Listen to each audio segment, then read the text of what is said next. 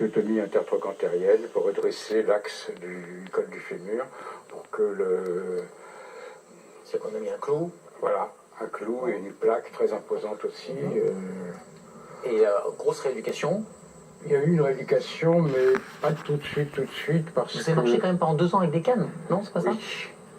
Oui, j'ai marché parce que bon, quand on m'a enlevé les clous, le clou avait bougé. Donc le chirurgien a décidé de faire une ablation du clou. Et quand il a fait l'ablation du clou, il a fait une artériographie à ce moment-là de la hanche. Et il s'est aperçu que la tête du fémur était mal vascularisée. Donc il m'a dit, si vous remarchez, vous allez faire une exode ischémique de la tête du fémur. Donc il faut que vous marchiez avec des cannes anglaises. Et puis après, bon, vous avez lâché les cannes et vous avez été tranquille pendant 10 ans, c'est ça? Oui, j'étais tranquille pendant 10 ans. Jusqu'à ce que mai 68 arrive. Exactement. Et là, j'ai commis l'énorme bêtise de défiler avec d'autres étudiants ou avec des camarades. Et j'ai commencé à avoir les premières douleurs. Et puis, mon cousin, toujours le même, m'a dit non, écoute, c'est pas le moment de te faire poser une prothèse, c'est pas encore au point. Je te dirai quand ça sera au point. C'était pas au point, pardon, excusez-moi, mais à cette époque-là, c'était pas encore vraiment au point? On n'avait pas les résultats d'aujourd'hui. Et puis le matériau faisait que finalement, on avait une durée de vie beaucoup plus courte. Il faut se rappeler qu'au tout départ des prothèses, la durée de vie était d'à peu près 10 ans maximum. Au départ des prothèses? C'était à peu près dans la fin des années 40. On est les premières prothèses qui n'étaient pas évidemment au point. Au début, ça a été testé avec de l'ivoire, du métal. Et puis finalement, est arrivé le plastique.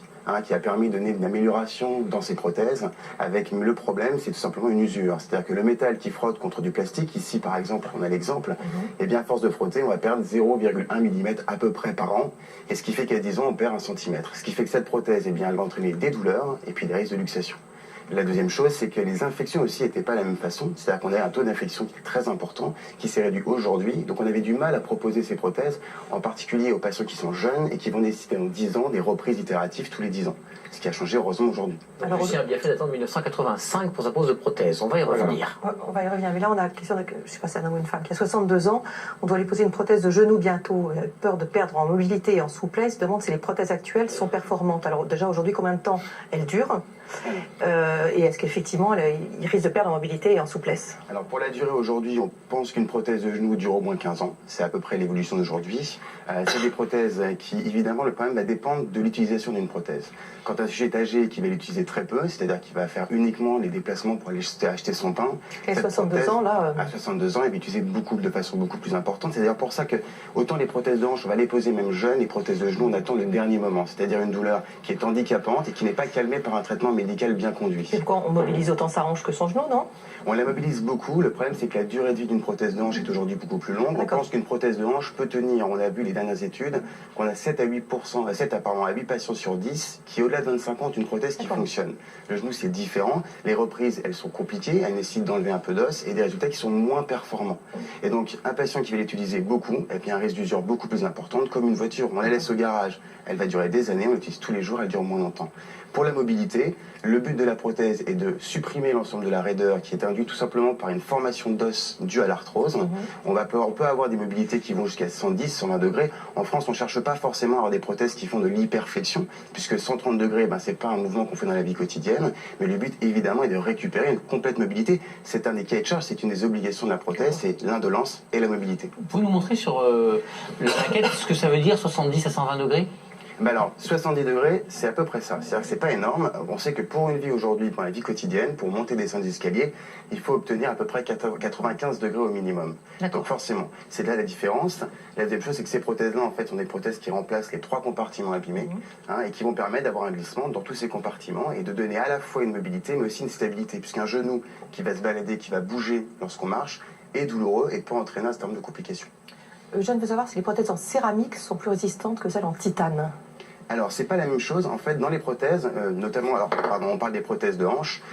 Systématiquement, vous avez la prothèse qu'on va mettre dans le fémur qui est en titane. Ça, c'est systématique. Le fémur, c'est l'os de la cuisse. Exactement, c'est laquelle on va la mettre. Et vous avez en fait dedans un couple de frottement. C'est-à-dire qu'avant, on utilisait systématiquement du plastique avec du métal. Aujourd'hui, on a une nouvelle génération de prothèses qui sont de la céramique. C'est-à-dire ce couple va permettre une articulation La céramique, la particularité, c'est qu'elle a l'avantage de ne pas s'user, c'est-à-dire qu'on perd très peu. Elle avait, avant, on avait eu le risque de fracture, mais qui aujourd'hui est excessivement réduit puisqu'on est déjà à la 3e génération de ces prothèses-là. En revanche, pour le titane, le couple métal-métal n'est plus utilisé en France. On en a entendu parler en 2010 puisqu'il y avait un risque de relargage de métaux. Donc maintenant, on fait céramique titane. Maintenant, on fait du titane avec un insert en céramique. Voilà. Tout dépend évidemment du praticien, puisqu'on peut encore utiliser du métal avec du plastique pour toutes ces prothèses anti-luxation, c'est-à-dire pour éviter qu'elles se déboîtent chez des patients qui ont des muscles qui ne sont pas suffisants. Alors Lucien, on vous pose donc une prothèse de hanche en 1985, puisque la tête de votre fémur s'était nécrosée, hein, c'est ça? Exactement. Donc là, il a fallu passer à l'action. Comment ça s'est passé cette opération? Ça s'est très bien passé. J'ai été opéré par le professeur Roy Camille qui m'a posé donc cette prothèse. J'ai remarché 3 jours après, 2 jours après, c'était douloureux, mais ça n'a pas été douloureux très longtemps. En fait, comme on avait rallongé un petit peu ma jambe parce que j'avais perdu 3 cm précédemment, ça a été un peu plus douloureux parce que ça tirait beaucoup. Mais ça n'a pas duré très longtemps. Et après, je suis parti en centre de rééducation.